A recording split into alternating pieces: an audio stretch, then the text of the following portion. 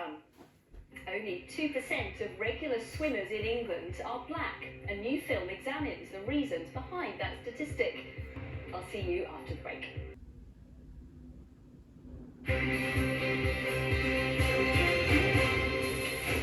Welcome back.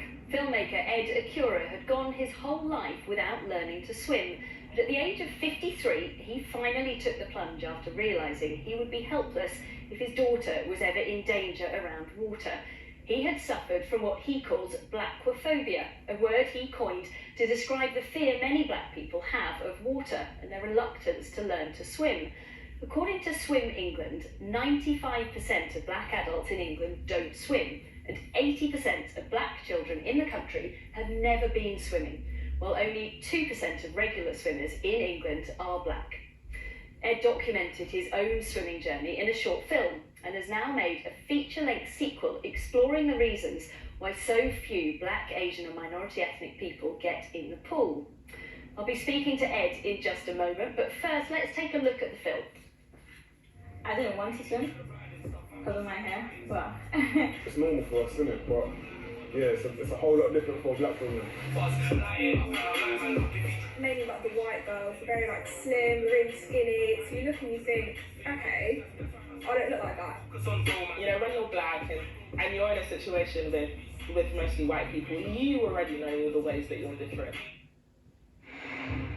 Ed, thank you for joining us. Congratulations on the film, which seems to be highlighting a really important issue. I mean, these statistics are quite shocking. What did you discover is behind them? There's a number of reasons, including you probably heard about the hair, black women and the hair. There's reasons, but I personally think it goes down to priorities. If your parents don't swim, if your people around you do not swim, then you're more likely not to swim. And if you don't see role models, if you don't see people looking like you in the pools, then you're not going to swim either. And as you heard the figures, 95% of black adults and 80% of black children in England do not swim. We don't know whether these figures include people that can swim or they just don't swim. But either way, it's a big issue. We need to get people swimming and quickly. And where does this need to happen? You mentioned parents there and seeing people swim, but does this need to happen at school as well? Why aren't black children learning to swim in school? But yeah, so basically the curriculum states that swimming is part of the education system. But if the parents don't see it as a priority, then they will not send their children to learn how to swim before they start school. And we all know that a big part of the curriculum states that the child has 25 lessons. That's not enough. So the education system has has to be reformed. But also, like I keep on saying, the community has to see it as a priority. We need to swim more. We need to take it.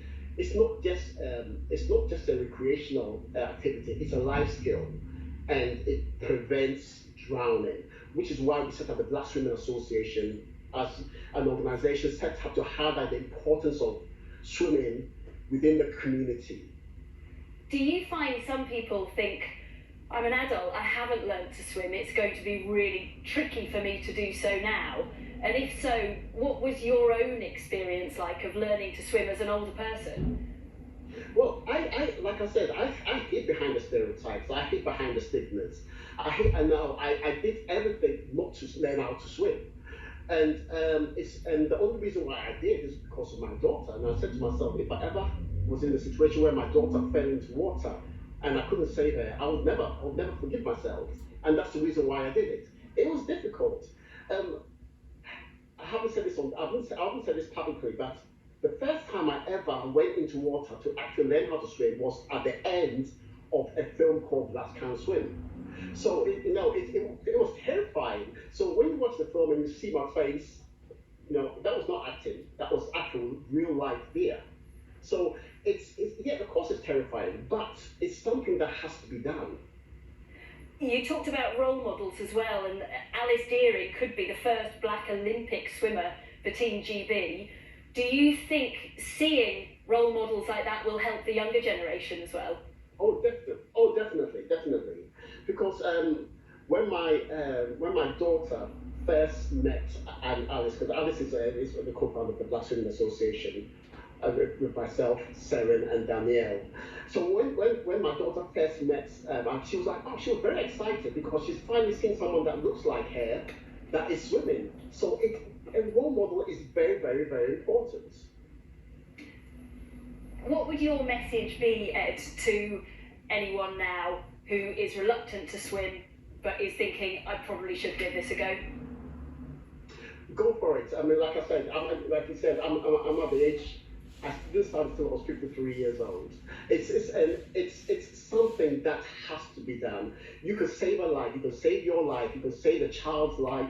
You can say, it's something that is very, very important. And also, it has the benefits, the recreational benefits. It has the health benefits, the mental health, the physical health, and such. So it's something that, I regardless of what age you are, it's something to look, that you should do.